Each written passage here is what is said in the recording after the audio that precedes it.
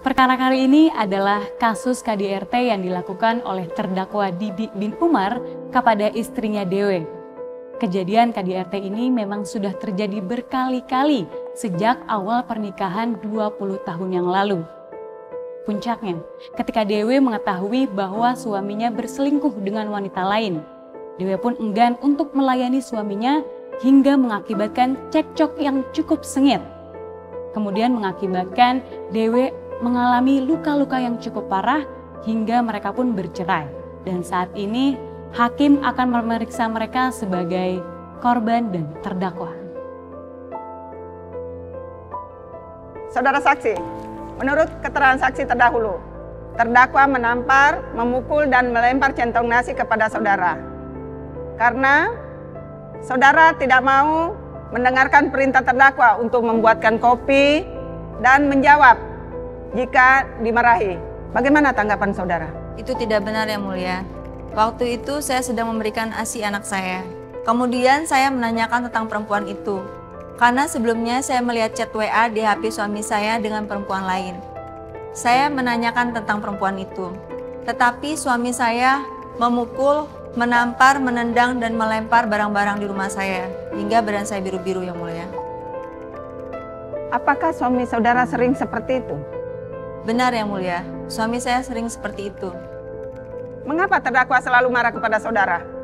Dia sering mengada-ngada yang mulia alasannya. Dia selalu marah ke saya. Menurut keterangan saksi sebelumnya, saudara emosional, cerewet. Apakah itu menjadi penyebab sehingga saudara sering dipukul oleh terdakwa? Tidak yang mulia. Saya hanya menanyakan tentang perempuan itu yang sering berhubungan dengan suami saya. Ya, kalau saudara cerewet seperti itu, pantaslah suami sering jadi marah. Tetapi dia memang sering main tangan yang mulia, bahkan main perempuan. Selama ini saya bertahan dan bersabar demi anak-anak saya. Tapi sekarang saya tidak kuat lagi yang mulia. Ya, namanya istri harusnya mengerti apa kata suami. Itu sudah peran istri untuk melayani suami. Saudara pencemburu sekali ya, sampai menuduh suami selingkuh. Tidak yang mulia, saya tidak pencemburu.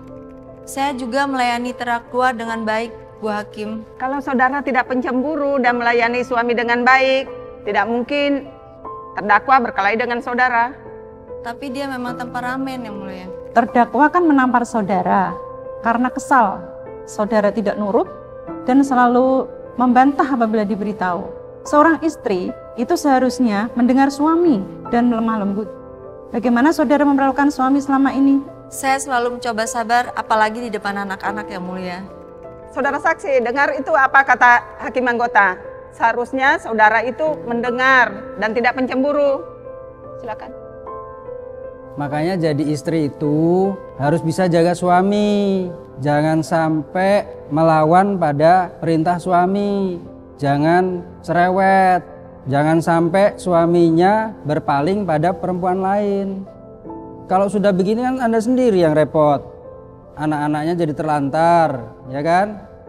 Suaminya masuk penjara, nggak bisa nyari nafkah. Terus siapa yang ngasih makan coba?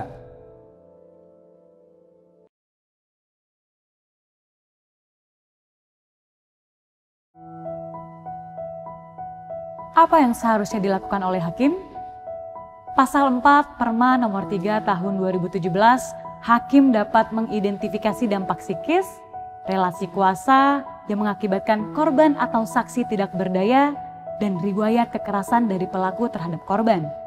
Dalam pasal 5, hakim dilarang mengeluarkan sikap atau pernyataan yang mengandung stereotip gender.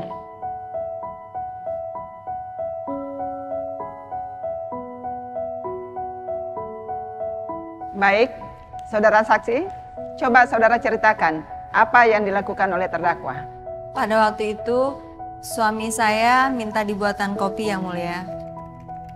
Tetapi saya sedang kerepotan mengurus anak saya. Kemudian saya menanyakan tentang perempuan itu yang mulia. Karena sebelumnya saya melihat chat WA suami saya dengan perempuan lain. Saya menanyakan tentang perempuan itu. Tetapi dia memukul saya, menampar, menendang, dan melempar barang-barang di rumah. Saudara saksi, seberapa sering terdakwa melakukan kekerasan kepada saudara? Sering yang mulia, bahkan sejak awal kami menikah. Menurut saudara, mengapa terdakwa melakukan seperti itu? Jika keinginannya tidak dituruti, Yang Mulia. Setelah kejadian yang terakhir, apakah saudara mengalami luka? Iya, Yang Mulia, badan saya biru-biru. Saudara saksi, apa tindakan saudara setelah kejadian itu? Saya mencoba sabar dan diam saja, Yang Mulia. Karena saya berharap dia akan berubah jadi lebih baik. Tetapi dia malah main perempuan lain, Yang Mulia. Selain kekerasan fisik, apakah ada ancaman lain dari terdakwa? Ada, Yang Mulia, dia mengancam akan membunuh saya. Apa yang membuat saudara tidak melaporkan kasus ini sejak lama? Saya kasihan dengan anak saya, Yang Mulia. Saya juga berharap dia akan berubah jadi lebih baik. Dan anak saya juga masih kecil-kecil, Yang Mulia, masih perlu ayahnya. Saya juga malu kalau saya menjadi janda. Apalagi saya tidak mempunyai pekerjaan dan tidak mempunyai uang. Jadi sekarang ini apa yang membuat saudara mau melaporkan kejadian ini? Selain saya tidak kuat lagi menanggung beban ini, anak-anak saya juga sudah mengetahui kejadian ini, Yang Mulia. Tetangga dan anak-anak saya lah yang menguatkan saya. Saya juga tidak ingin anak-anak saya terus-menerus melihat bapaknya memukul saya dan melampiaskan kemarahannya. Saya rasa sudah cukup 20 tahun saya hidup menderita. Jadi saya melaporkan kejadian ini, Yang Mulia.